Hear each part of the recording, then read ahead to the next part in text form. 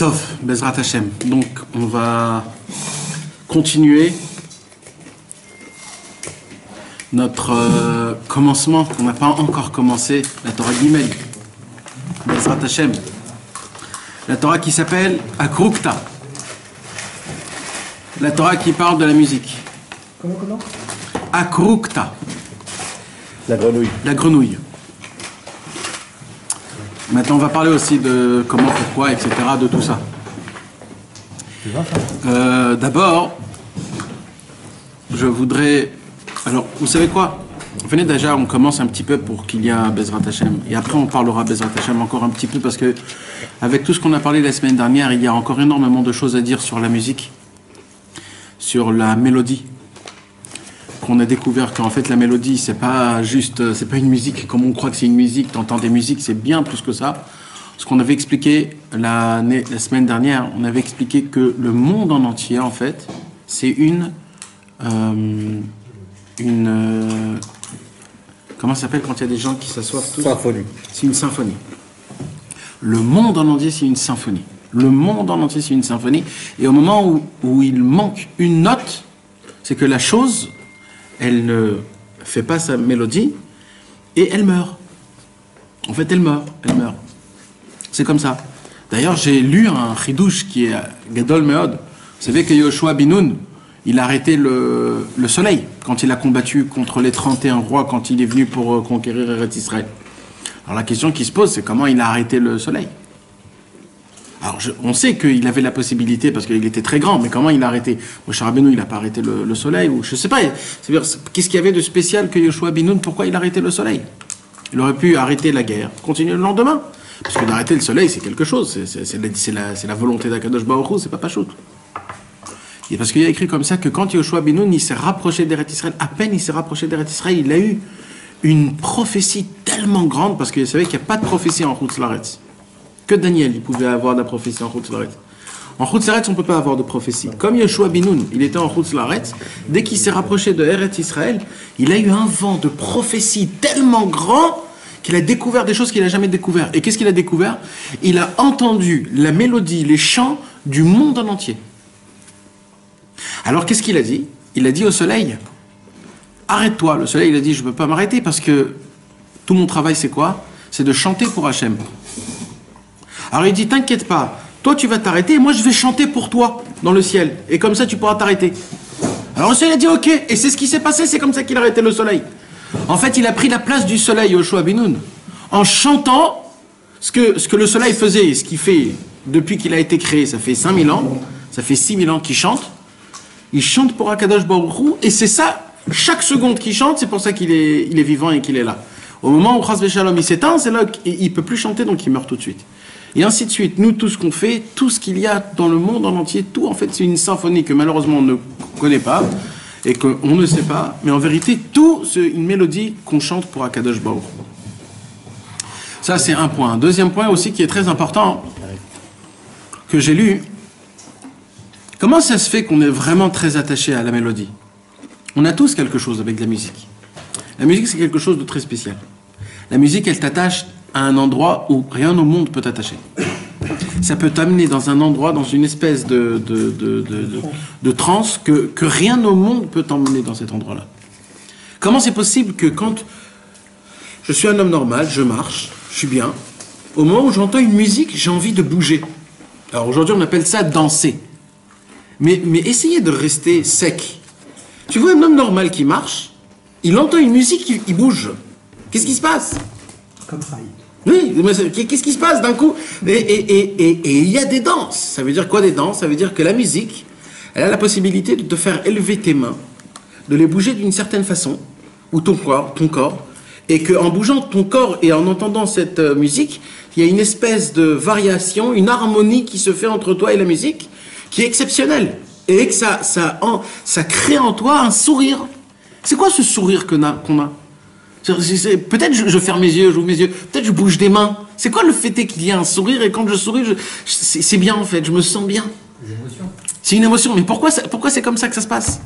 Aussi, on a mis un mot qui s'appelle émotion. C'est quoi l'émotion? C'est la question que je pose. Quand quelque chose te fait du bien, ça peut être du bien ou du mal. Pourquoi la musique te fait du bien? Pourquoi tout le temps la musique est forcément obligée de nous faire du bien? C'est pas forcément, c'est comme ça que ça fonctionne. Je suis désolé, il y a des musiques qui peuvent être très tristes. Exactement, c'est ce qu'on a parlé le cours dernier. Il y a des musiques très tristes, mais les mélodies de la Torah Kedosha, il y a 4 sortes. D'accord? Il y a 4 sortes de mélodies, on avait parlé. Il y a la mélodie de la Dvekut. C'est quoi la Dvekut? Qui t'attache à Hachem. C'est pas des musiques qui sont très vite. C'est des musiques qui sont très... ça t'emporte. C'est des musiques qui t'emportent. Il y a des musiques d'éveillement. Ça te réveille. C'est-à-dire ça te fait bouger de l'endroit là où tu étais pour t'emmener dans un autre endroit. Il y a de la musique qui te donne de la simcha. Et il y a de la musique de renforcement. Quand tu entends cette musique, d'un coup, tu te fais dans ton cerveau des idées comme quoi je vais commencer à avancer, à être meilleur, de me conduire comme il faut. C'est des musiques qui arrivent à te faire ce... Alors c'est vrai qu'il y a le compositeur, donc c'est d'ailleurs ce qu'on va étudier toute la Torah Guimel qui va nous parler de ça, mais de base, quand on parle dans la racine, comment c'est possible que quelques musiques, ils peuvent arriver à faire bouger notre corps d'une manière que presque c'est un peu honteux. Ça veut dire, pourquoi tu bouges ton corps? Qu'est-ce qui se passe? Tu vas où exactement? Ben non, je bouge sur moi-même parce que je suis content. Pourquoi? Alors, il y a un livre qui s'appelle Manot Halevi. C'est qui a écrit ce livre? C'est ni plus ni moins que Rabbi Shlomo Elkabetz, celui qui a écrit le chant Lechadodi, Likrat Kala, Pene Shabbat Nekabela. Vous imaginez que Rabbi Shlomo Elkabetz vivait à peu près il y a 500 ans. Il a écrit un chant, et tout le Ham Israël chante ce chant pour recevoir le Shabbat. C'est quoi l'air original, tu connais? Je sais pas. Vous imaginez la grandeur? Ça veut dire qu'il faut être quelqu'un pour que ça puisse être reçu. Parce que ça a été reçu partout. Chez les Thémanim, chez les Sfaradim, chez les Ashkenazim, chez les Chassidim, chez le monde en entier, même les Chilonim, même les gens, ils connaissent tous le Lechadodi, l'air normal. Même les Français, même les Marocaines de l'époque, les Tunisiennes de l'époque, tous connaissent le chant de Lechadodi Likraka. Il faut être quelqu'un de très très fort pour instituer quelque chose pareil. Et bien Rabbi Shlomo Halevi Elkabetz, il dit une parole comme ça. Il dit, vous voulez ça? Lui, il était très musical. Non, c'était pas un musicien, il était musical. Il jouait pas d'instrument, mais il avait une oreille, exactement. Et c'est pas qu'il entendait des musiques. C'est pas qu'il entendait des musiques. C'est que quand il rentrait dans une musique, il pouvait rentrer dans la musique, presque voir la musique devant lui. C'était quelque chose de... Et lui, donc, il a créé le Lechadodi Likrat Kala. Et qu'est-ce qu'il dit? C'est lui qui dit un Chidouche Gamour. Il dit, comment ça se fait qu'un homme, il s'éveille par la musique? Il dit, c'est très simple. Il dit quoi? Il dit, parce que dans le ciel en haut, qu'est-ce qu'il y a? Il y a tempérament, 24 heures sur 24, que de la musique. Pourquoi? Déjà, il y a tous les anges qui louent Hachem. Comment tu loues Hachem? En chantant. Une louange, c'est chanter. Donc il y a tous les anges qui louent Hachem. Il y a toute la création du monde qui loue Akadosh Baruch Hu. Le soleil, la terre, les arbres, leur mélodie monte dans le ciel. Donc en fait, tout ce qu'on entend tout le temps, on est toujours entouré de mélodies, de musique dans le ciel. Donc notre Neshama de base, elle entend tout le temps, elle est faite tout le temps que de musique. La chose la plus grave qui puisse exister pour la Neshama, c'est au moment où elle descend dans notre corps, dans un monde où il n'y a plus rien. C'est un silence parfait. Et la meilleure musique qu'elle peut entendre, c'est tous les râles que tout le monde râle. C'est ça. C'est comment lui il râle à cause de ça. Hein? Ouais, c'est tous les genres de, comment on dit, des paroles de soupirs, de plaintes. Et c'est ça la meilleure. Et des cris, et des colères, etc., etc. Et c'est pour ça qu'elle ne supporte pas. Au moment où on entend une musique qui ressemble un tout petit peu à ce qui peut se passer dans le ciel, d'un coup, elle vit, elle se réveille. C'est pour ça que son corps, il commence à bouger. Sa vie, il commence à avoir il commence à voir plus écarté. Il a des mochines, il a un cerveau qui s'ouvre complètement. Il commence à respirer, il revit. Pourquoi il revit? Parce qu'en fait, il est dans son élément. Il est dans l'endroit là où il devait être.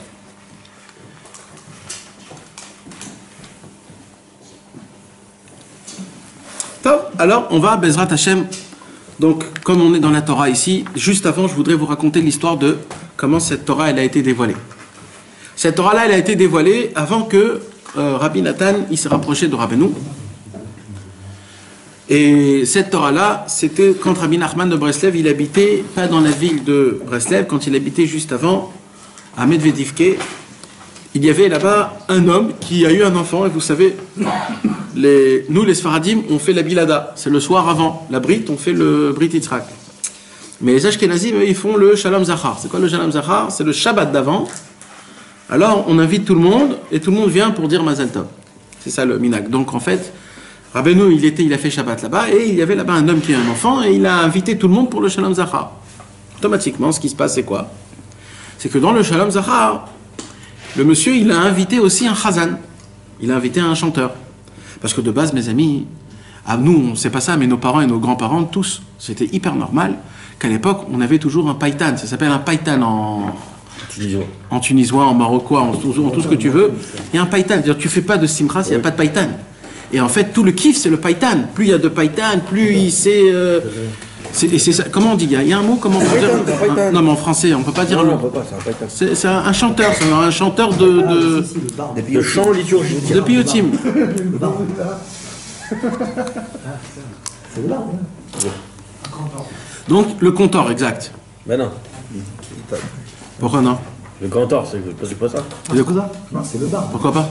C'est pas ça le cantor. Un compteur, c'est quelqu'un qui chante, non? Non, mais c'est genre. Oui, mais c'est un peu ça, c'est un peu ça. Non, mais le païtan, c'est le païtan, ça se traduit pas. Bekitsour, le païtan, à l'époque, comme il n'y avait pas de païtan, parce que c'est des Ashkenazim, eux, ils font pas ce genre de chant, mais ils ont de la chazanout, ça s'appelle. Ouais. La chazanout, c'est vraiment très très beau. C'est pas moins que les Sfaradim, c'est vraiment très très beau. Ils prennent des ktaïm de la tfila et ils commencent à chanter des ktaïm de la tfila de Kippour, de Rosh Hashanah, de Shavuot, etc. Et là-bas, mamage, ça met une ambiance qui était vraiment très spéciale. Maintenant, comme par hasard, le païtan, il prend de l'argent. C'est normal, c'est un chanteur. C'est beaucoup d'énergie, c'est beaucoup de voix, il faut faire très attention, etc. C'est un métier, c'est un métier. D'accord. Maintenant, c'est un chazan. Le chazan, mis à part, il doit faire des tefilot de Rosh Hashanah et de Kippour. Vous savez ce que c'est un shaler tzibour, mes amis? Un shaler tzibour, c'est qu'en fait, nous tous, on ne veut pas trop se mouiller. Alors, on envoie un shaler tzibour, que lui, qu'est-ce qu'il va faire? Il va prendre toute notre prière, et c'est lui le représentant de nous tous chez Hachem. C'est ça un vrai shaler tzibour. Alors aujourd'hui, on n'a pas trop ce critérium parce que malheureusement, nous on est des Français, on ne sait pas trop lire. Donc déjà, un monsieur qui sait déjà lire, c'est déjà très très bien. Maintenant, laisse tomber. Maintenant, ce qui se passe, c'est qu'à l'époque, dans le Chazan, il cherchait un Chazan qui était pieux, qui était, on va dire, pas tzaddik, mais qui était... S'il y avait un tzaddik, alors c'était encore meilleur. Mais on veut, Rabbi Nachman, il a dit, c'est une des choses qu'il a dit, je voudrais avoir un Chazan, tzaddik, ve'ere shamay, mais en plus de ça, avec une belle voix. C'était très important pour Rabbeinu que le Chazan, il avait une belle voix. C'est pour ça d'ailleurs que Rabbi Nachman, après, il a eu son élève Rabbi Haikel. Rabbi Haikel, c'est un homme qui avait une voix exceptionnelle. Exceptionnelle. Tov, alors ce qui se passe, c'est donc qu'ils ont amené le Chazan. Ce Chazan-là, c'était un Chazan, on va dire que tout le monde parlait de lui, des grandeurs, comme quoi c'est un très grand tzaddik, comme quoi c'est un homme très... Et Rabbeinu, il s'assoit à table, et il commence à chanter la païtanout, et quand il commence à chanter la païtanout,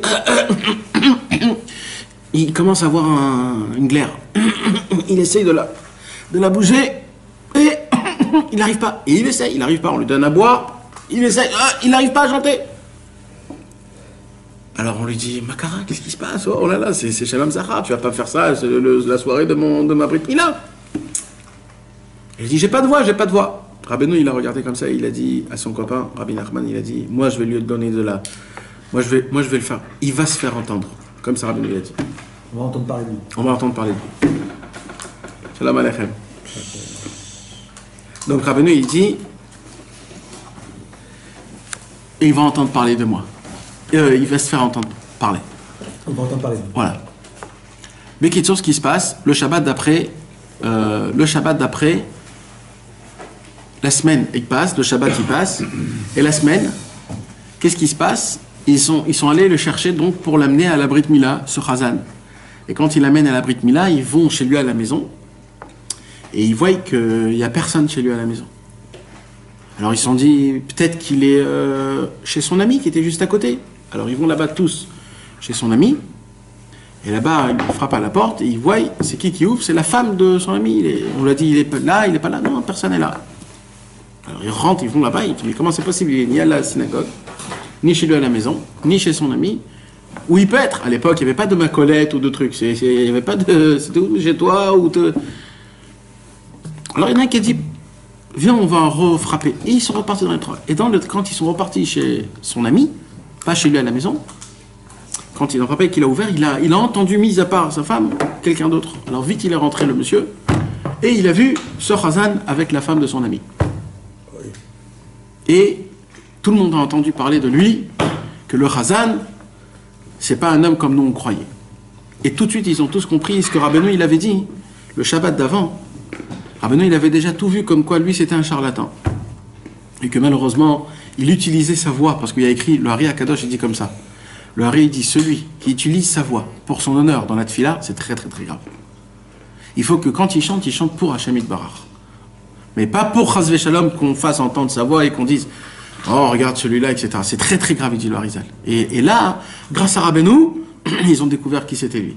Et c'est comme ça que Rabbeinu, le Shabbat d'après, a dévoilé cette Torah-là. C'est pour ça qu'on parle de la musique et de tout ce genre de choses-là. Alors comme Rabbeinu, il a l'habitude dans les premières Torotes de dévoiler la Torah en fonction d'une histoire de Rabba bar Bar Chana. Vous vous rappelez de Rabba bar Bar Chana? Rabba bar Bar Chana était un Amora en Eretz Israël, à l'époque de Rabbi Yochanan, qui faisait partie des très grands Amoraïm. Il a eu des visions, il a eu des choses qu'il a vues, et il les a racontées dans la Gemara. Personne des Mefarshim dans la Gemara arrive à expliquer d'une manière parfaite ce que Rabba bar Bar Chana a dit. Rabba bar Bar Chana est venu chez Rabbi Nachman de Breslev, même qu'il est mort 2000 ans avant.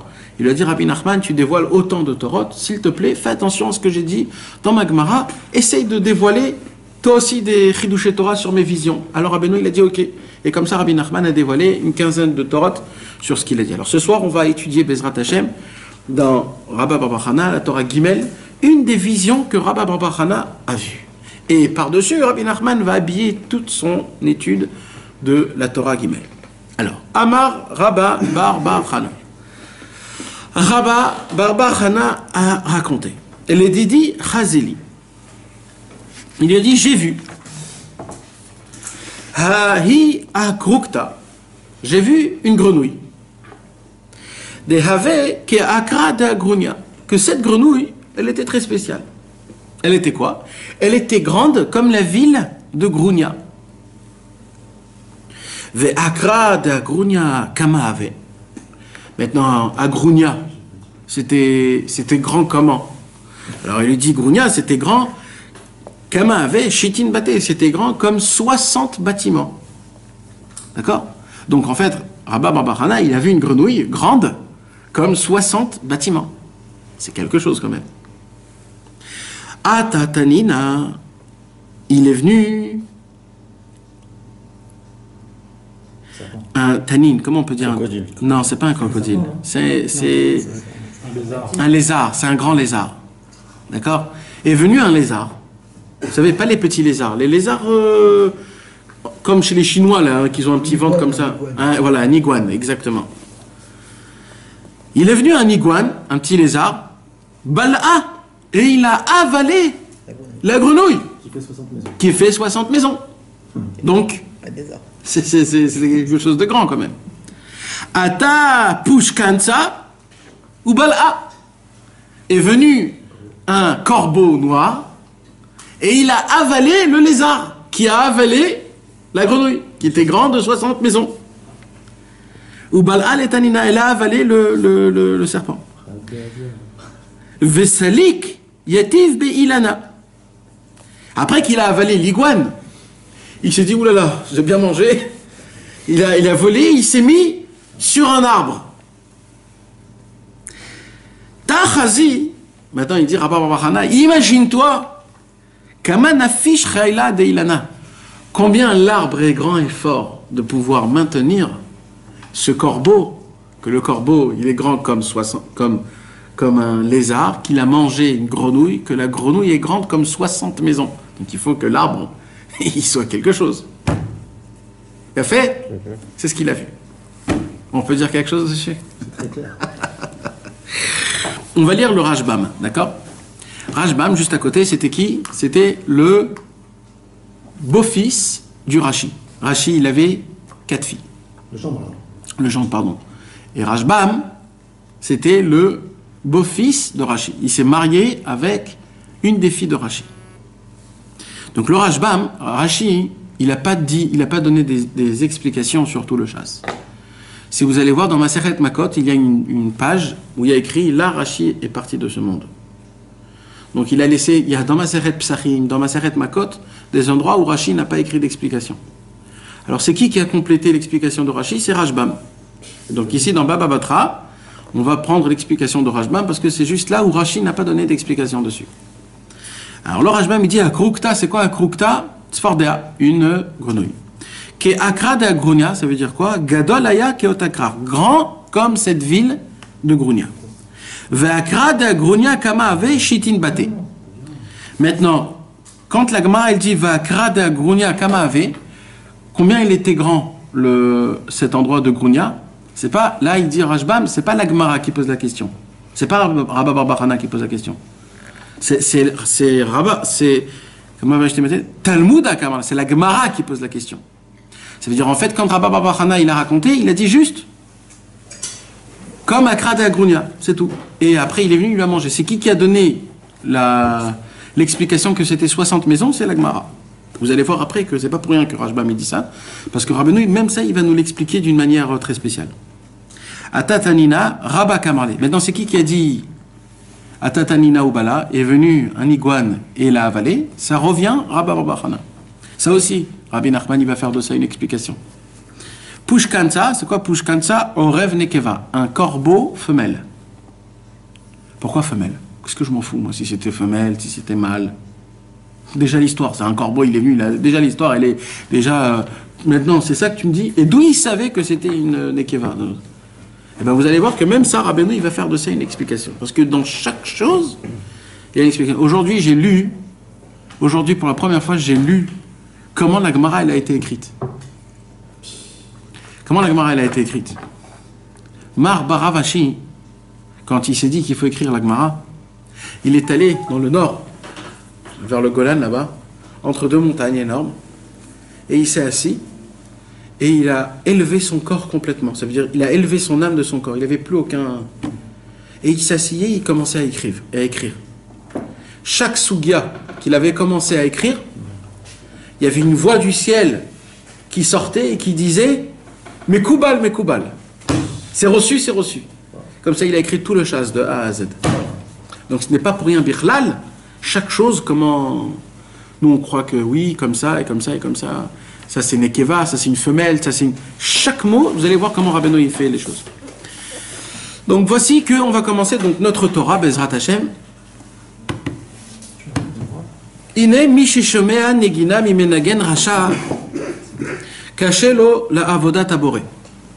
Et nous parle Rabbeinu en nous disant voici que celui qui entend une mélodie d'une personne qui n'est pas pure, d'une personne qui n'est pas...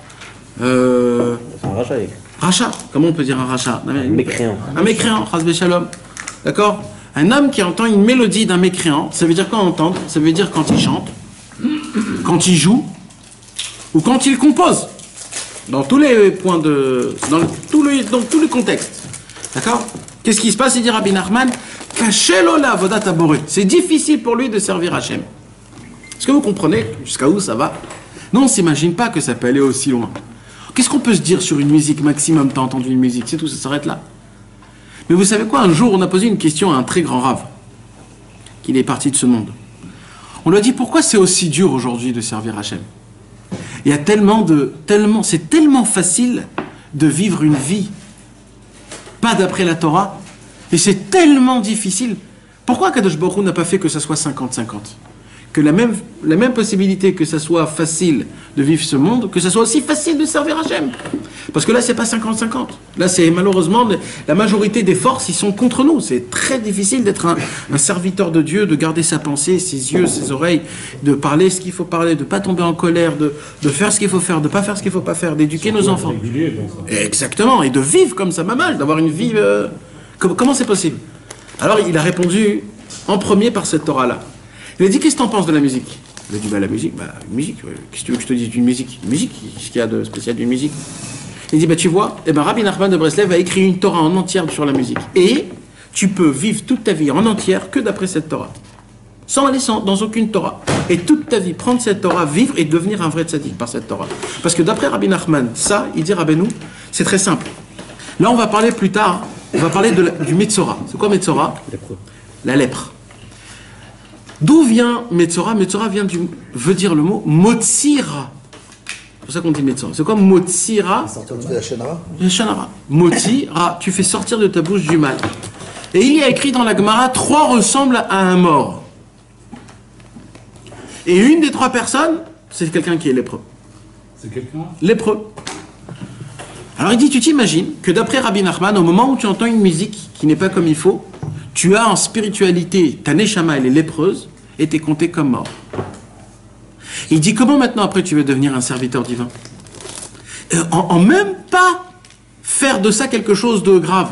Ça veut dire que tu peux te laisser aller entendre des musiques à droite à gauche comme si de rien n'était. Il n'y a aucun issour. Même ilchati, il n'y a aucun issour. Il n'y a pas d'alaha où tu n'as pas le droit d'entendre Wagner ou Bach ou... il n'y a pas d'alaha dessus. Il n'y a pas d'alaha. Est-ce que tu as le droit d'entendre de la techno, par exemple?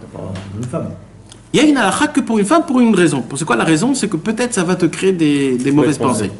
Mais la alaha, elle te dit, si tu ne connais pas la femme, tu peux entendre la musique. Comme ça, il dit le Rav Ovadia Yosef. Donc même là-bas, il y a aussi... Tu connais pas la femme qui chante. Ouais. Si tu ne connais pas la femme, si tu ne sais pas comment elle est... Il ne faut pas que tu achètes l'album qui est la photo. Exactement. Si tu sais comment elle est en photo, c'est un problème. Playlist, quoi. Il faut la radio.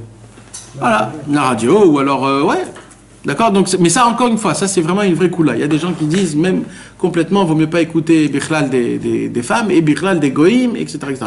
D'après tout ce qu'on a expliqué le cours dernier, qu'une personne, quand elle compose une mélodie, et qu'une autre personne la chante, et qu'ils font rentrer dedans, qu'est-ce qui se passe dans la tête d'un homme quand il chante? Vous savez, un jour à Purim, j'avais un ami à moi, Nachman Elbitz, et on l'a invité quelque part, c'était un musicien de guitare. Maintenant, chez les Haredim, c'est quoi le jour le plus explosif? C'est Purim. Parce que Purim, on te paye, tout c'est x3, x4, et tout le monde te veut, donc tu as 1 heure ici, 1 heure ici, 1 heure ici, 1 heure ici. C'est beaucoup d'argent et c'est beaucoup de... Maintenant, notre ami à nous, c'est un Breslev. Lui, il veut faire la mitzvah de Purim, donc il veut boire. Alors il se dit, je veux boire. Et une année, il s'est dit, j'avais besoin d'argent, je vais boire, mais je vais aller partout, je vais quand même boire. Maintenant, lui, quand il boit. Il boit vraiment. Et quand il joue, il joue. Et quand il joue, mais mamash, c'est l'un des meilleurs guitaristes d'Israël. Ouais. C'est vraiment un mamash. Il y a Eli Cohen aussi, là, il a sorti des clips de ouf. Ouais, d'accord. J'adore, c'est un tueur. Alors, Bekitsour, qu'est-ce qui se passe? Je connais pas. Mais Ne présentez pas aussi. Qu'est-ce qui se passe? Bekitsour, il boit. Il m'a raconté comme ça. Il boit comme ça dès le matin. Maintenant, lui, il boit dès le matin 2-3 bouteilles de vin à jeun. C'est normal pour lui. C'est hyper normal. C'est la mitzvah de Purim. C'est la mitzvah, il faut boire. Donc, imagine-toi, lui, il est un peu... donc, il boit, ça lui fait rien, etc., etc. Vers 1 heure d'après, il avait déjà tout mélangé. Il était déjà parti dans des sphères. Mais il tenait encore. Il tenait. Et il devait venir dans un endroit où moi aussi j'étais là-bas. Et il vient vers 2 heures d'après-midi. C'était à Béchemesh. Il vient à 2 heures d'après-midi. Il était complètement pas là. Maintenant, il y avait une strade avec plein de musiciens. Tu les vois tous, qu'ils avaient tous bu. Et lui, le seul devant le monde, c'est-à-dire devant le monde, il était avec sa guitare, mais comme ça, devant le mur. Il avait le dos vers nous. Et il jouait comme ça, comme un fou, avec le dos. Il avait la tête sur... Il jouait bien encore. Ben voilà qu'il jouait bien, encore plus. Quand tu bois et que tu es dans un trip comme ça, Maintenant, on l'appelle, on dit, Narma, qu'est-ce que tu fous? Il dit, je suis rempli de kavod et de gahava. C'est pas comme ça qu'il faut, il faut jouer que pour Hachem, je veux que personne me regarde. Il jouait comme ça. Ça veut dire, qu'est-ce qui se passe là? Il se passe que tu le veuilles ou pas, quand tu es dans une estrade et quand tu as une belle guitare et que tu sais bien jouer, que tout le monde te regarde, automatiquement, sans que tu le veuilles, ça te monte à la tête. Elle saute, c'est comme ça, c'est normal. Maintenant, lui, il avait un peu bu, donc il s'en foutait complètement, donc il s'est dit, moi maintenant c'est que pour Hachem, moi ma tête c'est dans le mur, maintenant il n'y a plus rien, vous voulez entendre la musique, je vais vous entendre la musique. Quand un homme il chante, quand un homme il joue, vous imaginez tout ce qui se passe dans son cerveau, le fait passer dans sa guitare. Si vous voulez voir la preuve de ça dans le côté Kadosh, vous pouvez le voir très simple. Chez qui? Shlomo Karlibach. Le Rav Shlomo Karlibach, lui, il parlait avec sa guitare. Il te faisait rentrer dans ses émotions personnelles que lui, il avait. Quand Shlomo Karlibar il racontait, vous savez, il y a le monsieur qui faisait avec Karlibar, c'était Sin Golda. Sin Golda, c'est aujourd'hui le meilleur guitariste en Israël. C'est lui qui faisait la guitare avec Shlomo Karlibar quand il a fait ses histoires. C'était un bracelet, Karlibar. Ouais, il aimait Rabbeinu. Maintenant, un jour, Sin Golda, on l'a emmené à la radio. On lui dit, raconte-nous un peu comment ça s'est passé, les histoires de... Il y a eu des répétitions.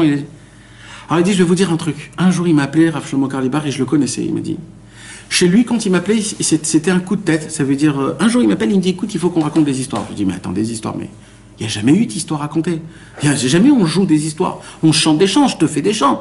On a fait des albums ensemble, oui. Mais on va pas chanter des histoires.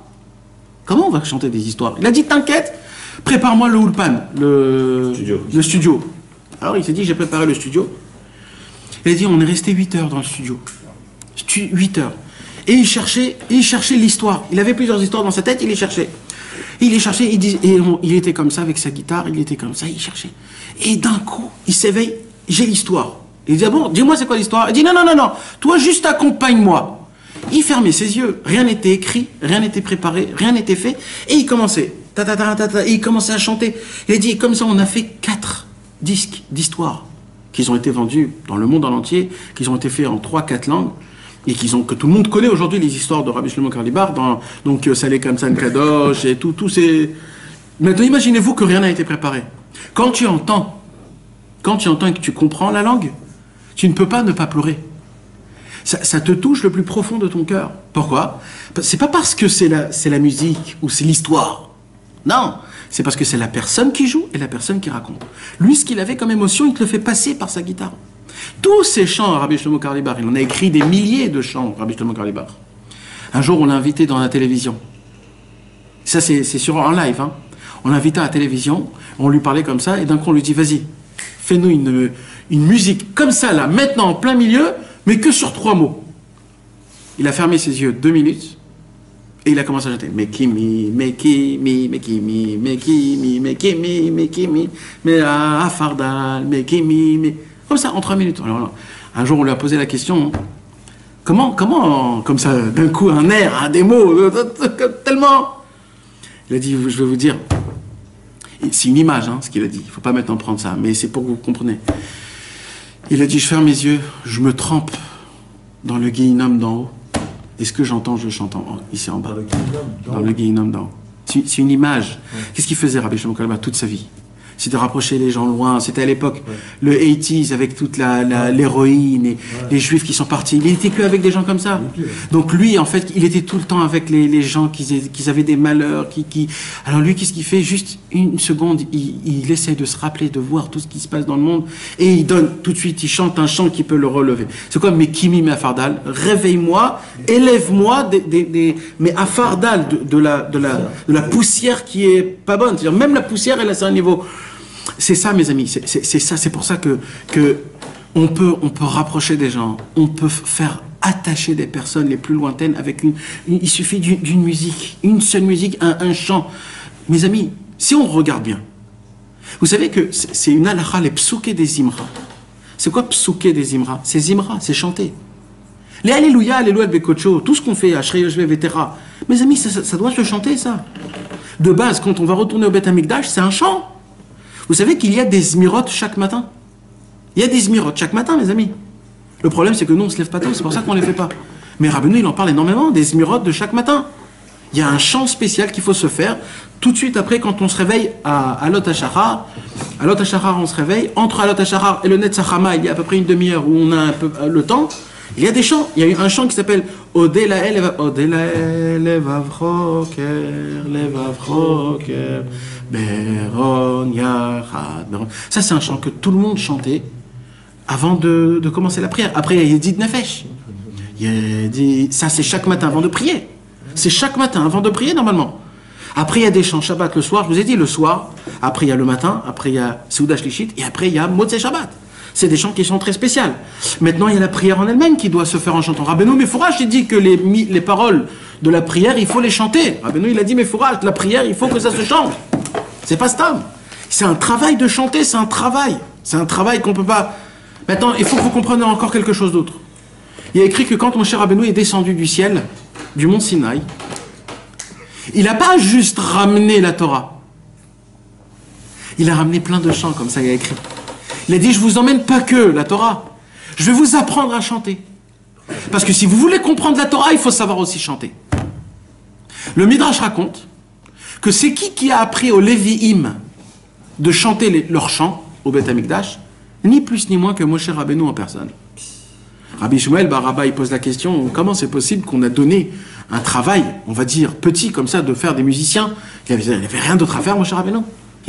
Il avait un pays en entier à gérer. Maintenant, il va s'asseoir à jouer de la musique. Et bien, Rabbi Shmuel Bar Abba, il dit, c'est simple. La musique, elle est tellement grande, elle est tellement puissante, elle va dans des endroits où personne ne peut aller dans le corps humain, qu'il n'y a qu'une seule personne qui peut dévoiler c'est quoi la musique. C'est ni plus ni moins que Moshe Rabbeinu qui a appris aux Lévi'im c'est quoi la musique. C'était pas stam comme nous on croit. Donc nous, maintenant, on peut aller dans un endroit, d'accord? On monte, on va à côté d'une boîte, on entend des... Bon, on se dit que, bon, ça va, c'est pas... On va dans un moment dans un bus, ou alors on entend une musique sur Internet de nos enfants qui mettent à fond la caisse, des hard rock, ou alors je ne sais pas quoi. Et nous, on se dit, bon. Mais mes amis, ça a été prouvé aujourd'hui que des scientifiques, ils ont mis de sortes de musique à côté des fleurs, à côté des plantes. Et qu'il y a des... Quand tu mets du hard rock devant une plante, la plante, elle crève 2 secondes plus tard, elle disait, j'en peux plus, moi, je peux pas supporter ce... C'est quoi cette musique? Alors comment un homme, c'est pas vrai ça? Hein? Alors il y a des hommes que le hard rock, le métal et tout, kiffent. Alors je t'explique. D'après ce qu'on a expliqué, c'est comme ça que ça fonctionne. En vérité, chaque musique, en vérité, c'est un sentiment. C'est un sentiment.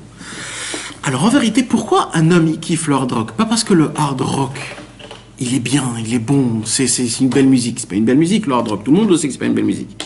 C'est comme quelqu'un il dit, j'adore le goût de la cigarette. C'est faux de dire ça. Qu'est-ce qui se passe? Il a tellement fumé qu'il s'est habitué à un certain goût de la cigarette que maintenant il est attaché à ce goût. Mais ce goût n'est pas bon. C'est lui qui s'est attaché à ce goût. Tu comprends? C'est comme par exemple le piquant. Personne ne va me dire que le piquant c'est bon. C'est excellent. Non, on va pas dire. Mais par contre, on a besoin du piquant. Pourquoi? Parce que qu'est-ce qui fait le piquant? Quand tu manges le piquant, il te rajoute de la salive. Et quand il te rajoute de la salive, en fait, c'est que tu veux encore manger. Ça t'ouvre encore plus l'appétit.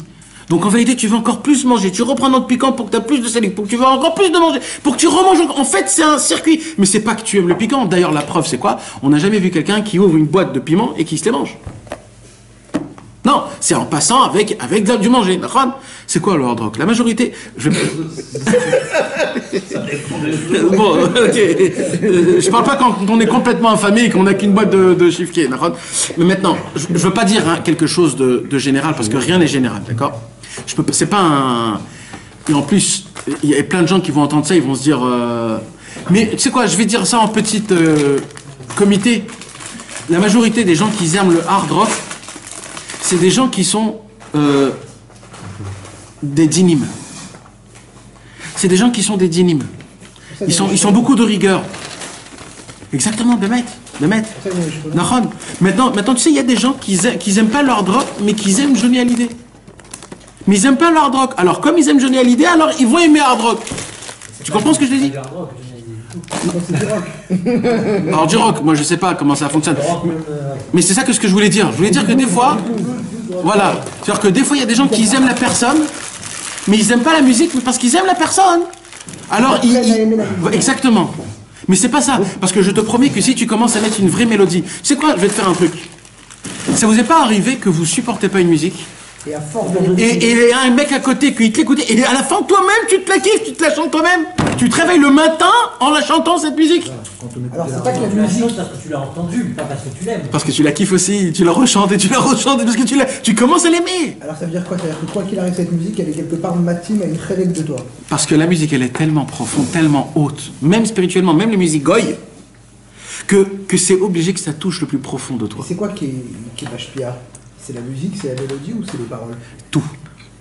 C'est la personne qui la chante, la personne qui la joue, l'air en elle-même, le compositeur, le rythme, c'est tout. Mais ça veut dire quoi? Maintenant, alors les musiques... C'est court de la semaine dernière. Il va y avoir des mots. Ah bah désolé, Il va y avoir des millions de chansons, non? Des Nahon. chansons qui parlent d'amour, Nahon. qui parlent de tout. Il y a Nahon. des mots des fois qui sont pas... Comment ça peut être haut? Quand tu me dis haut, moi je trouve ça élevé. Et je veux comprendre qu'est-ce que ça veut dire. Qu'est-ce que ça veut dire? Quand je dis haut, je parle surtout de la mélodie, pas des mots. La mélodie, pas les mots. Les mots, c'est aussi élevé, mais c'est pas... Pour ceux qui n'étaient pas là la semaine dernière, tu avais dit que tout était à l'origine aux Juifs. On a expliqué l'année dernière, chronologiquement dans l'histoire, que la musique, ce sont les Juifs qui ont créé la musique. Au moment où les Lévi'im, le Lévi, il est né de Léa, il a emmené avec lui ce qu'on appelle la Lévaïa. C'est quoi la Lévaïa? Toute chose qui peut aller avec, l'assemblement, l'accompagnement. Et les Lévi'im, depuis qu'ils étaient vivants, jusqu'à qu'on a reçu la Torah, tout leur travail, pendant des années, des milliers de personnes, jour et nuit, ils faisaient que jouer à de la musique. Les Lévi'im faisaient que jouer de la musique. Que jouer de la musique. C'est eux qui ont créé la musique. Quand le Beth Amikdash, il a été détruit, le deuxième Beth Amikdash a été détruit, la musique, elle s'est éteinte complètement. Et dès que la musique, elle s'est éteinte complètement, un siècle plus tard, ça a été les Goïm qui ont inventé la musique, comment on appelait ça? Grégorienne. Et eux, ils ont commencé à inventer la première musique dans le monde, grégorienne. Ça a commencé à être la première musique. Après, en 1200, c'est les Juifs qui ont appris à ce mec-là. et c'est qui a appris ça? C'est les Juifs qui ont demandé à Grégory. Il y a une preuve dans le Hanarot Babel, il y a marqué, quand ils ont été déportés, quand il y a eu le Khorban, il y a marqué, ils disent Shirou lanu mishir Tzion. La seule chose qu'ils ont trouvé à leur demander de faire, c'est de leur faire des chants de Tzion. Exact. Ça veut dire qu'ils savaient qu'ils avaient une certaine, des certaines capacités à ce niveau-là, ou des aptitudes, et qu'ils ont voulu apprendre de... Nahon. Mais bon, ça c'était le cours dernier. En tout cas, l'origine de la musique, donc elle vient de là-bas. Et toutes les musiques qu'il y a aujourd'hui, c'est de base des Juifs. Donc quelque part, la musique, elle a été créée pourquoi? Pour faire élever le cœur, notre cerveau, notre sentiment vers Hachem. C'est pour ça que dans le Beth Amikdash, il y avait temporellement de la musique qui jouait. Tout le temps. Sauf dès la Tzedek Ochavim jusqu'à l'Ot Hashara, ça jouait plus. Mais pendant toute la journée, il y avait des Lévi'im qui venaient et ils jouaient, c'était une obligation. D'ailleurs, ce qu'on dit à Shir chaque matin, Ayom Yom Sheni, Beshabbat Kodesh, Shebo Ayu Alevim, Sharim Bet Amikdash à la Dukhan. Tous les chants qu'on chante, Shir Mizmor Lasaf, ça faisait partie du jour en lui-même. Il y avait Rosh Chodesh, un chant spécial, chaque jour il y avait un chant spécial. C'était en fait une harmonie qui était très grande. Donc automatiquement, il dit Rabbi Nachman comme ça. C'est pour cela que quand on voit et qu'on commence à découvrir comment la musique, comment la mélodie, elle est quelque chose de vraiment très élevé, que la mélodie c'est la seule chose. On a dit le cours dernier, physiquement aujourd'hui on a découvert comme quoi quand la mélodie elle chante, c'est la seule chose qui arrive à éveiller le cerveau en entier, tout le cerveau. Vous savez que le cerveau il a 12 parties et il ne peut pas fonctionner tout en même temps le cerveau. Il y a une seule chose qui fait faire fonctionner le cerveau, toutes les 12 parties en même temps, c'est la musique. Il arrive à découvrir toutes les parties, tout le cerveau il est en éveillance. C'est ça la grandeur. Pourquoi? Parce que la mélodie, elle arrive à te rentrer le plus profond de tes veines. Et ça, c'est quelque chose qu'on ne peut même pas s'imaginer. Je vous ai dit encore une fois, mes amis, le Gaon de Vilna, il a dit sur la musique des choses que personne n'a dit, tellement c'est harif, tellement c'est osé. Comme à dire, par exemple, s'il n'y aurait pas la Torah, les Juifs seraient tous des musiciens. Parce que le niveau tout de suite après la Torah, c'est la musique. Il y a déjà beaucoup de musiciens chez les Juifs. Nahon, pourquoi? Grâce aux Lévi'im. Tu verras que beaucoup des Lévi'im, ce sont des musiciens. Ils ont tous une oreille qui est très spéciale. Beaucoup de compositeurs étaient des Juifs. C'est pour cela que Rabbi Nachman, mes amis, la parole qu'il dit, c'est pas juste une petite parole, une ségoula, si vous voulez avoir un peu d'aide pour la Vodat Hashem, écouter des bonnes musiques. Ma putain, c'est pas ça qu'il dit Rabbeinu. Rabbeinu, il te lève un drapeau rouge, en te disant que c'est très grave d'entendre Hazve Shalom de la musique d'une personne qui a un rachat. Ça veut dire, ou alors qu'il a composé, ou alors qu'il la chante, ou alors qu'il la joue, ou alors que les paroles, ils ont été dites. Si j'entends une musique d'un rappeur, par exemple, qui a un rachat complet, alors c'est... Normalement, alors, ça c'est une bonne question. Ça c'est une bonne question. Parce que moi, tu sais pas ce qu'il a fait, tu sais que c'est un rappeur, tu sais que... T'imagines, quoi, tu peux imaginer ce qu'il a pu faire, mais... Ok, mais les 36 Nagar. Ça aussi c'est une bonne question. Ils ont refait toute la musique. C'est ça, quand tu reprends une musique. C'est la transformation de toutes les musiques. Et des paroles aussi. Ça veut dire la même mélodie qui est jouée par quelqu'un d'autre, c'est bien d'elle. Ben, je sais pas. Je sais pas. On a besoin de savoir, vraiment. Ouais, mais Mais j'écoute que ça, frère. je sais. Il vaut mieux écouter ça, mais je sais pas, mais je suis pas capable à répondre à ça. Toi, t'écoutes quoi? Moi, j'écoute. C'est la carbonare, moi, j'écoute. Ah, mais à un moment donné, il sera carbonare, c'est un kiff, hein, mais à un moment donné. Pas Israël carbonare, Israël Dagan. Chaque musique trop entendue à un moment donné. Entre toi et moi, quand tu entends du rap, t'as envie de faire tes chouvas? Pas du tout. Alors voilà, le but c'est ça. Par contre, il y a des musiques que quand t'entends, oui, même si c'est des musiques de goy, des fois t'as envie de faire tes chouvas. Quand t'entends un super bloc classique, ou alors une musique... Il y a des musiques spéciales que quand tu entends, ça te fait évader de toi-même. Ça t'envoie quelque part d'autre. Maintenant, je dis pas que c'est permis, mais ça veut dire, tu comprends, ça veut dire, la rap, je sais pas même pas si on peut appeler du rap la musique. Non, c'est pas de la musique. Je te donne un exemple. Non, mais parce que c'est une question qui est très importante. Parce que si on dit que le rap c'est pas une musique, peut-être que ça serait possible d'entendre. C'est pas Pas du une tout une musique. C'est pas du tout une musique. Non, C'est pas des une musique. Mongols qui sont. Ils essayent de baragouiner.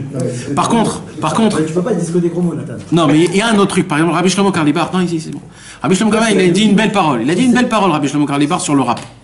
Ah ouais? Ouais. Là, Rabbi Shlomo Karlibar, ben voilà que ça existait. Rabbi Shlomo Karlibar, il a dit le rap, c'est le chant de la tikva, comme on dit, de l'espoir. Pourquoi? Parce que c'est qui chante ça? C'était des gens qui étaient d'une autre couleur, qui n'étaient pas reçus nulle part, et ils se sont trouvés un rythme qu'il n'y a que ça qui les tenait. Il n'y avait que ça qui les tenait, que la musique. C'est de leur milieu. Donc c'est une tikva. Donc lui, On voit qu'ils sont montés. Hein. Nahon. Les noirs, les Mais arabes. vous avez vu ce noir qui vient de Haredi qui a rappelé. Nahon. Il fait du rap en louant Hachem apparemment. Ouais. Mais c'est rapport. Nissim Black. Mais mec, je sais pas, je suis pas là pour vous dire comment il faut faire. Par contre, c'est quelque chose qu'il faudrait, parce que Rabbi Nachman, il nous donne aussi la possibilité comment pouvoir, oui, entendre de la musique. Attends, parce que là, tu parles de la mélodie ou tu parles du Ménagen? Tout, je parle de tout. Negina mimenagen. Ou kesheshomea mimenagen kesher vagun. Par contre, quand tu entends une musique d'une personne qui est kasher et agun, une personne qui est propre, qui est bien, qui est kasher, comme par exemple Yosef Kardoner Israël Dagan. ou Israël Dagan, des gens que depuis qu'ils ont fait Teshuvah, ils se sont mis comme objectif de ne plus entendre aucune musique à l'époque. Tu sais ce que c'est, comment c'est dur pour un musicien, même d'entendre le beat ou alors le rythme, d'essayer de refaire à peu près pareil, c'est très difficile. Eux, ils se sont dit, on n'entend plus rien, etc. Israël Dagan, il y avait une époque où il allait dans la forêt écrire ses mélodies. Ça veut dire c'est des choses que c'est pas stam. Tu entends des Nitzarti Vanatsear, Gamarti Vegmor, ou alors Atiti Shiti ou Kechayot Anamot Bayar. Quand tu chantes des choses comme ça, c'est obligé que ça te fait des éveillements de tes chouvas. Donc alors, qu'est-ce qu'il dit là? Kasher Vagun, Azai Tavlo. Cette musique, c'est bien pour lui, que Moshidber, comme Rabbeinu il va nous l'expliquer. Ça veut dire en fait, de base, c'est comme je vous ai expliqué un jour. Il y a une très grande question, comment on peut reconnaître un tzaddik d'un rachat? Il y a des fois des rabbanim, Rabbi Nachman de Breslev, il a beaucoup parlé sur les rabbanim, où des fois, il y a des rabbanim parce que les rabbanim, c'est pareil. Un rabbin qui donne une dracha, c'est quoi en vérité? C'est une mélodie qu'il compose. C'est une autre sorte de mélodie, mais c'est une mélodie qu'il compose. Il y a le ton dans des paroles, il y a le ton, comment dire les choses, il y a la façon de comment dire quel mot, pourquoi ce mot-là, pourquoi pas un autre mot, etc. Tout ça, c'est une harmonie, tout ça, c'est, comment on avait appelé ça? C'est une symphonie, c'est quelque chose d'énorme. Maintenant, il dit Rabbi Nachman, donc même dans ça, Chas v'Shalom, tu peux venir chez quelqu'un, et que maintenant, cette personne, en fait, il veut juste, par exemple, être reçu dans la Kila, ou alors il veut qu'on le voie comme quelqu'un de très important, ou alors il veut juste demander de l'argent plus tard, alors il essaye de faire montrer qu'il a... Donc, quand il cache derrière lui des honneurs, ou alors ça aussi, ça te fait du mal, ça t'envoie en toi du mal. C'est exactement pareil. Donc, on a dit que comment on peut reconnaître un rave bon d'un rave qui est mauvais? En fait, c'est ce qui te vend, ce que tu achètes. Ça veut dire quoi? C'est-à-dire de la façon de comment tu sors du cours de Torah, c'est comme ça que tu peux le reconnaître. Si tu sors du cours de Torah en te disant quelle bombe atomique ce rave, en fait, il s'est vendu lui et il a bien vendu son projet. Il s'est vendu lui. Par contre, s'il vend Hachem, toi, quand tu dois sortir du cours de Torah, tu vas dire oh là là, Ribono Shel Olam, qu'est-ce que j'ai envie de faire tes chouvas. Qu'est-ce que j'ai envie d'avancer? Comment je voudrais peut-être mettre en application? Donc en fait, qu'est-ce qu'il t'a dit dans tout son cours? Tout son cours, c'était mettre comment essayer d'avancer. Dans la musique, c'est exactement pareil. Dans la musique, quand tu entends une musique, il faut que la musique de base, elle doit t'emmener où? À quelque part, mais dans le service divin. D'entendre une musique stam, ça apaise pas la neshama. La musique que tu dois entendre, c'est que pour apaiser la neshama. Et crois-moi, ne croyez pas qu'on peut apaiser notre neshama par des musiques autres. Parce qu'on ne connaît pas, c'est pour ça qu'on croit qu'on va peut-être découvrir une musique très ancienne ou qui va nous rappeler beaucoup de choses et que c'est des très belles... c'est faux. En vérité, on peut tout trouver ça dans la Torah elle-même, il faut juste chercher un tout petit peu. Vous savez, vous connaissez pas, mais on a tellement de musique ancienne, du Baal Shem Tov, qui ont été refaits aujourd'hui, qui se jouent par des violons, par des choses qu'on peut même pas... Il y en a des tonnes. Vous écrivez sur YouTube des musiques anciennes, il y en a des tonnes de plusieurs chassidim. On peut même pas s'imaginer. Vous savez que les chassidés gour, ils chantent des chants. Ils ont plus de 1000 chants, les chassidés gour. Et chaque chant, il dure plus d'une demi-heure. Une demi-heure, un seul chant. Un seul chant. Eux-mêmes les connaissent pas tous. Il y en a un seul qui vient, il écrit le chant. C'est un compositeur de folie. Il vient chez le Admour, il lui écrit la composition, il lui chante pendant une demi-heure le chant. C'est des chants qui sont composés, qui sont dans des, je sais pas comment dire en français, mais c'est des bâtiments sur des bâtiments, c'est des compositions qui sont énormes. C'est des chefs-d'œuvre de folie. Comment on appelle ce qu'il a écrit c'est des partitions, des vraies partitions. Des compositions qui sont énormes. Maintenant, tu entends des choses comme ça. À la Seouda Shlichit, des fois, tu entends chez eux, à Géoula, ils sont tous là-bas. Tu peux t'asseoir et tu ne bouges pas. Mais tu ne bouges pas parce qu'ils sont 10 000 à connaître tous quand il faut lever, quand il faut baisser, quand il faut... Tous en même temps. Il y a les enfants qui font la deuxième voix. Le truc impossible chez Breslau. Rien. Et il y a le rébé qui regarde. Et tout est fait comme il faut. Et pendant une demi-heure, c'est pas que il y a un autre mec qui choisit de chanter un autre chant, alors ça part une autre chant. Non. C'est un chant qui dure une demi-heure, presque une heure, et tout le monde le chante. Et ils en ont comme ça des centaines de chants. Tu entends, tu peux rester comme ça, tu te dis, mais c'est quoi ce truc-là? T'es mamage, mais maître, c'est des choses qu'il faudrait qu'un jour vous... Si quelqu'un il fait Bémet Chouva, il peut sortir aussi par lui-même des mélodies. Mais c'est le but. Il y a écrit comme ça que le but, c'est qu'un homme il puisse faire des chants. C'est ça le but, comme David Ameller, comme tout le monde. C'est pas de chanter des chants d'autres. En vérité, on a tous des chants qui nous appartiennent à nous. D'ailleurs, mes amis, c'est ça que je voulais vous dire. C'est quoi la Torah la plus importante de Rabbi Nachman de Breslev? Azamra. Azamra veut dire en français Chanter. Chanter. Est-ce qu'il y a le mot chanter dans la Torah Azamra? Pas une seule fois. Azamra de l'Otaï Daudi. Mais Ma'akesher, Azamra, ça nous parle de quoi? De juger chacun de mon côté. Ma'akesher, qu'on appelle la Torah Azamra. C'est très simple, mes amis. Incroyable. C'est très simple. Une mélodie est partisée de quoi? De montée et de descente. C'est ça une mélodie. Comment ça monte, comment ça descend. Notre vie, elle est pareil. On monte et on descend. Rabbi Nachman de Breslev nous apprend que même quand on chute, c'est pas grave. C'est pas grave. Juste si tu arrives de faire de ta chute une montée, tu vas créer une mélodie exceptionnelle. En fait, il dit Rabbi Nachman, moi je le fais avec mes mots, quand tu vas monter après 120 ans, on ne va pas te poser des questions. Qu'est-ce que tu as fait? T'as étudié ça? T'as fait ça? T'as fait ça? Kadash Baruch Hu, il va dire chante-moi ton chant. Et ça sera tout notre corps, toute notre neshama qui va nous chanter tous les 70 ans qu'on a vécu en bas. C'est tout. C'est ce qu'on va te demander au tribunal divin. Exactement. En fait, c'est chante-moi ta chanson. On a chacun notre chanson.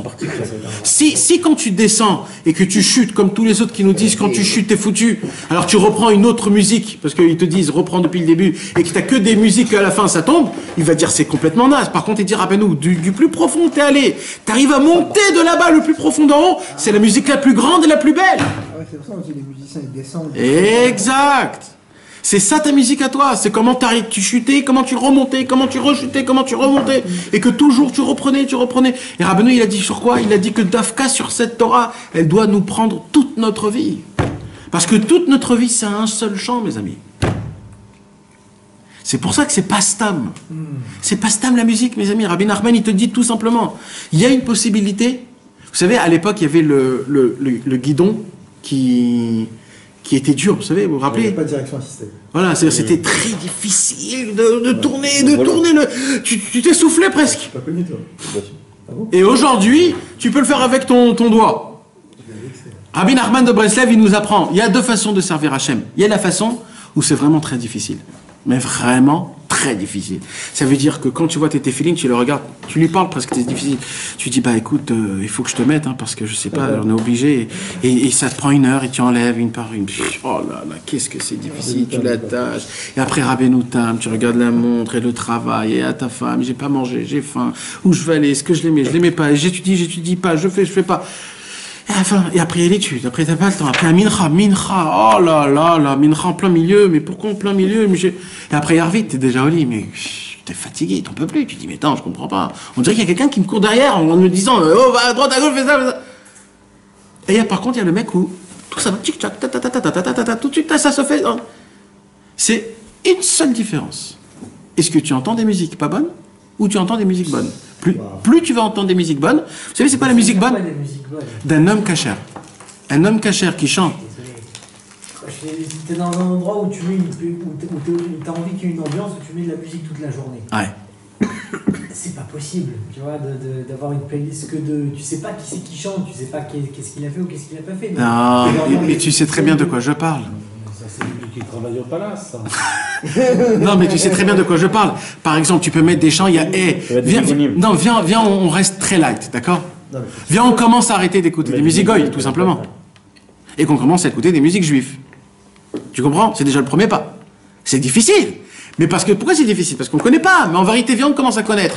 Quand t'entends Shwiki, quand t'entends des gens comme ça, je dis pas que c'est ça qu'il faut écouter, mais je dis, quand tu veux passer de base de goy à juif, il y a chez nous des super belles musiques, et de toutes sortes. Baruch Hashem, il y a du rap, il y a du trance, il y a du blues, il y a du jazz, il y a tout ce que tu veux, même du classique, il y a tout chez nous.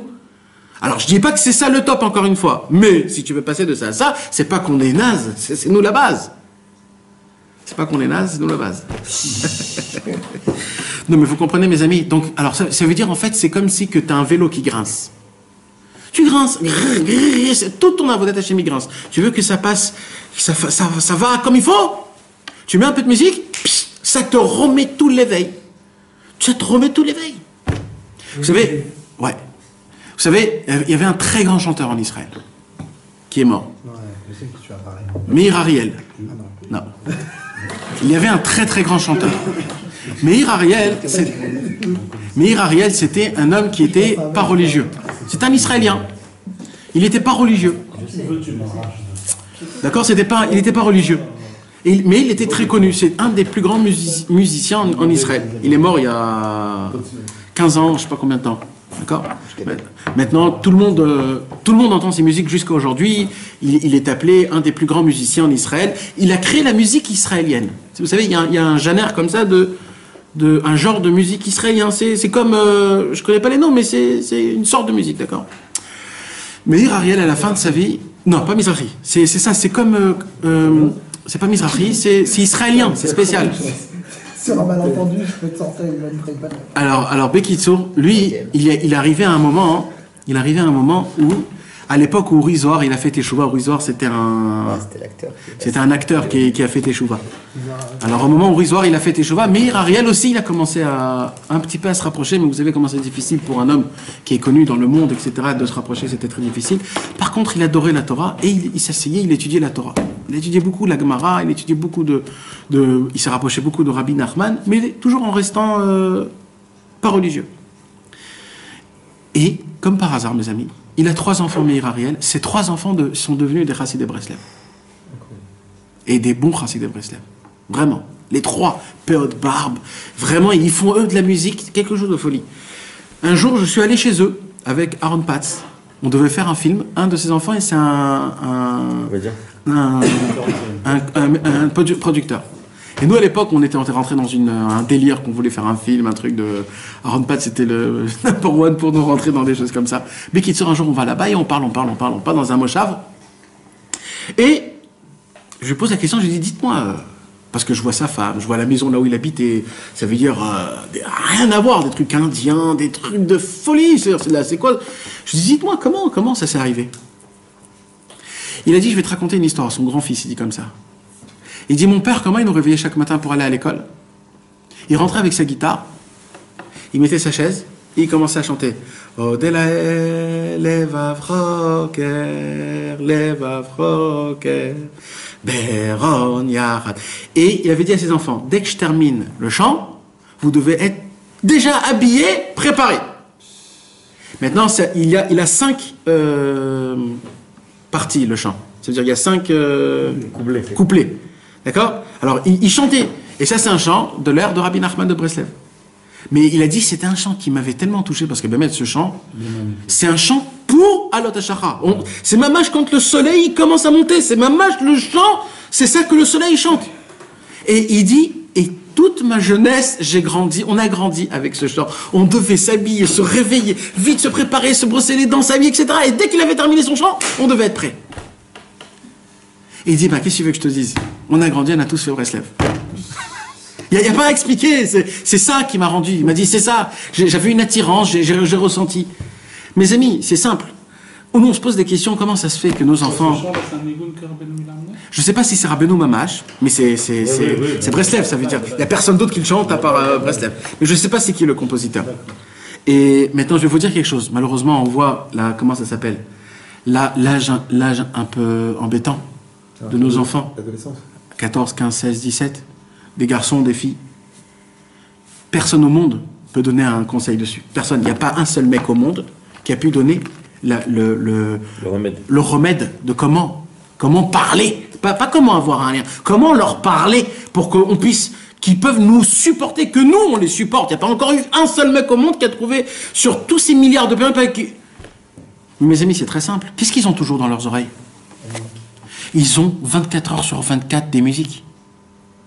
Et ils ont le iPhone avec toutes les musiques de ce que tu veux. Et c'est quoi les musiques qu'ils entendent? C'est pas des musiques classiques. C'est pas des chanteurs de haute gamme avec des belles paroles. Encore ça, ok. Mais c'est de la musique de fou. C'est de la musique où tu deviens fou. Mais vraiment, tu deviens fou.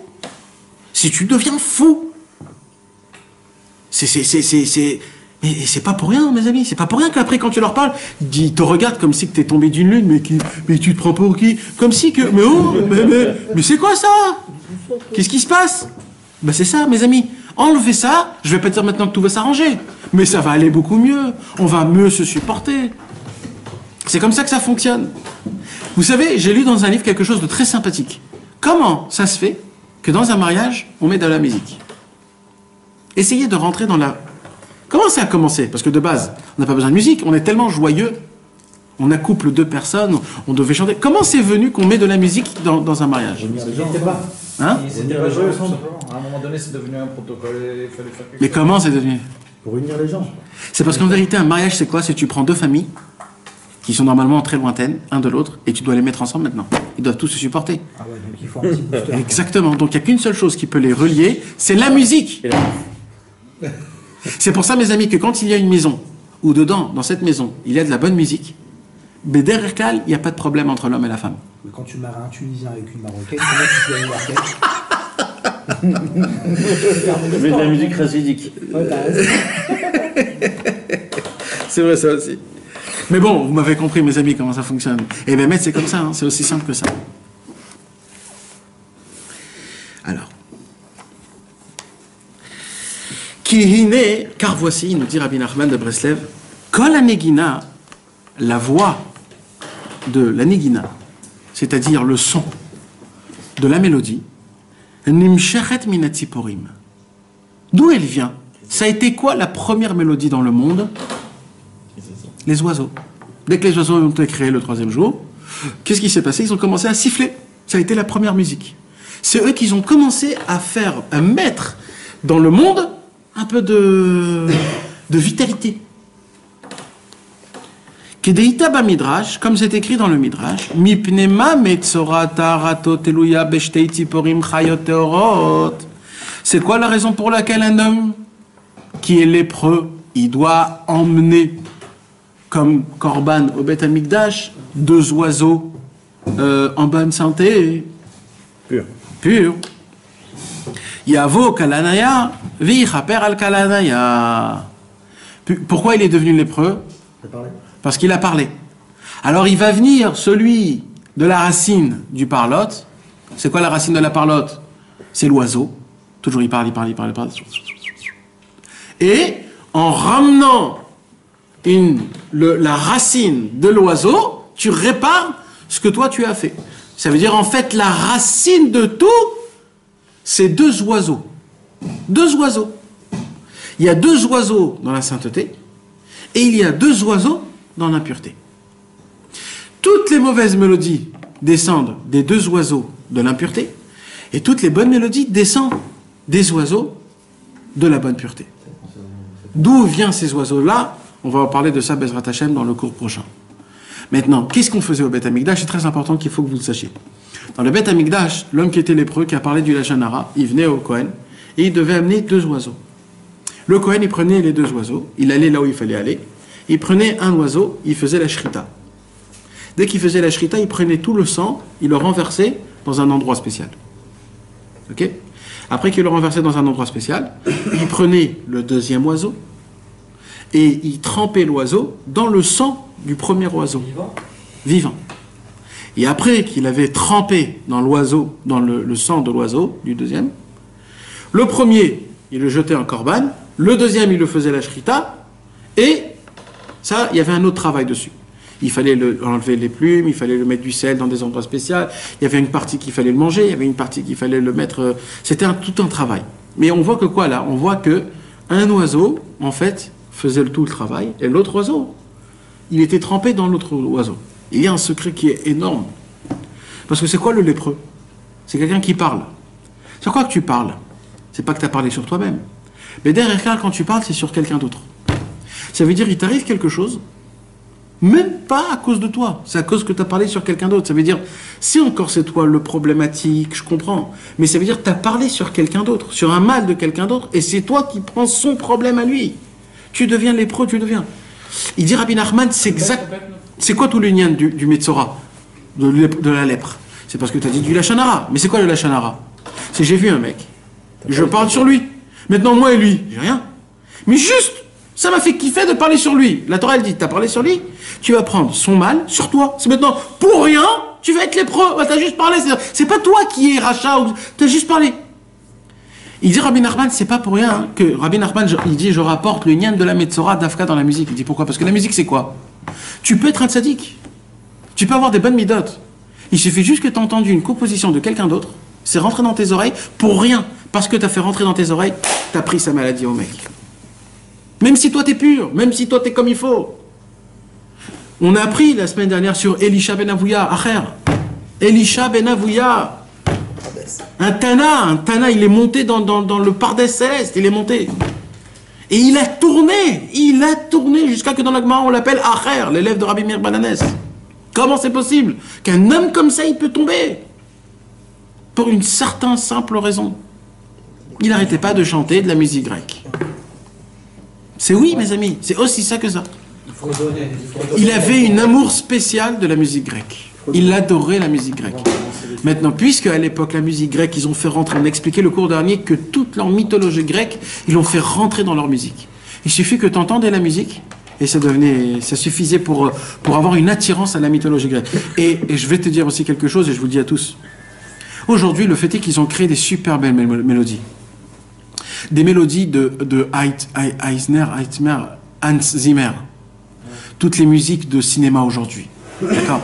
Toutes ces musiques qui te font trembler, vibrer, ça te transporte. Sache que ces genres de personnes-là, c'est des personnes qui sont tellement fouées dans une profondeur de Touma qu'on ne peut même pas s'imaginer. C'est pas quelqu'un qui s'appelle Zimmer. Zimmer vient du mot Zamar. Hans. Il s'appelle Zimmer. Zimmer vient du mot Zamar. C'est un Zamar. Maintenant, c'est celui qui fait toutes les musiques qui te fait vibrer. Tu vois un film, voilà. Et c'est pas pour rien. C'est un Allemand, le mec. C'est un Allemand. Ses grands-parents, c'était des nazis. Mais voilà. C'est pas pour rien que Dafka, eux, ils nous touchent à nous, et que la majorité des films où il y a des juifs, que c'est les juifs, ils le prennent lui. Et ainsi de suite. J'ai encore des listes à vous donner. Et que ça nous transporte dans des endroits pas bien. dans des musiques qui t'emmènent des fois de la rasra, où tu te dis j'en ai marre, pourquoi j'ai pas de la bagnole comme lui, pourquoi en fait, au lieu de te remettre en question dans la Vodat Hashem, tu te remets en question dans l'Olam Hazé, en te disant purée, il faut que je fasse de l'oseille, purée, il faut que je sois meilleur, il faut que je m'habille encore mieux. C'est mamash de la hitraskout dans la Vodazara. Ça veut dire quoi, Zamar? Hein? Zamar, ça veut dire quoi? Un Zamar, c'est un Zamar. Ah, d'accord. Et il s'appelle lui-même Zimmer. Wow. Maintenant, c'est pas que lui, il y en a encore plein, j'ai fait une liste. C'est la folie quand tu regardes les trucs. Maintenant, tu verras que c'est les plus belles chansons qui puissent exister au monde. Pas chansons, les plus belles mélodies. Ça t'attrache. Il y a un juif, je crois que s'appelle Elfman, qui a beaucoup de musique. Aussi. C'est dommage, parce que c'est un phage quand même. Alors, malheureusement, ils sont pas dans un monde qui est pur. Malheureusement, je sais pas, je connais pas. Moi, je te dis sur ce que je connais. Tu comprends? Il y en a deux comme ça. Et lui et un autre, j'ai oublié son nom. Deux compositeurs, deux personnes qui ont fait du mal aux juifs. Qui ont créé des films, que la majorité des films, c'est des films de science-fiction. Star Wars. Science-fiction qui te met dans des endroits où tu t'en as marre et t'as envie d'avancer, tu as envie de jeter le monde. Tout l'union de la Torah, c'est quoi? C'est de rester dans le monde qu'Akadosh Baruch Hu il t'a donné, de dire merci sur ce que j'ai. Pas de créer une science-fiction comme si j'en ai marre de ce qu'il y a, je vais penser à quelque chose d'autre. Non, merci Hachem de ce que tu m'as donné. Avec tout ce que tu m'as donné, c'est bien et je suis content, je te remercie. Non, on peut pas comprendre, mais c'est pas pour rien que des fois tu te réveilles et t'as envie de rien, ou t'as envie de quelque chose d'autre. D'où ils viennent ces envies-là? Ça vient de ces endroits-là. C'est pour ça qu'il faut faire très attention, même quand on voit des films, ou même quand... C'est vrai que je peux pas vous dire maintenant de tout arrêter, on peut pas tout arrêter. On voit des films, on entend des musiques, et des musiques, malheureusement, elles mal à ça. Mais, alors c'est pour cela, mes amis, il faudrait quelque chose de très important. Il dit Rabbi Nachman, on est obligé, pour que la musique ne puisse pas, elle te fait du mal, mais pour pas qu'elle te fasse beaucoup de mal, d'étudier un peu de Gemara la nuit. La nuit. Khatsot. Alors, c'est mieux Khatsot, si tu peux pas Khatsot, on va dire avant Khatsot.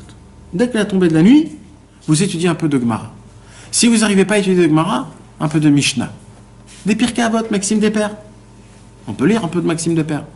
Et après, la musique ne peut pas te faire d'endommagement... Elle t'atteint, mais voilà. Si par contre tu te réveilles la nuit mamash, tu étudies de la Gemara mamash la nuit, eh ben la mette elle peut pas t'atteindre, parce que tout le problème de la musique c'est quoi? C'est qu'elle arrive à rentrer au plus profond de ton cerveau et elle te change ton cerveau. La Gemara, comme c'est l'idéologie juive, alors elle te remet ton cerveau à la même endroit là où elle doit être. Donc ça te répare les dégâts qu'ils t'ont fait.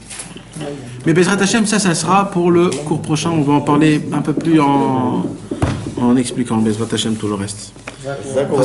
Merci mes amis. Merci à vous. On doit terminer un peu tôt aujourd'hui parce que je dois partir à Ouman ce soir. Bezrat Hashem. Mercredi, tchic-tchac. Mercredi soir. Je reviens. Ouais, je reste une petite demi-heure à la Shkia et je repars. Bezrat Hashem. À quelle heure tu t'envoles? Demain matin à 7h. Tu vois toute l'équipe, Romain et tout là-bas, non? Ouais. Tu quoi? On est avec des personnes de Jérusalem français. Romain, c'est ça. Benjamin Ben. Bon, jeudi, tu seras fatigué. Je sais pas. Ouais.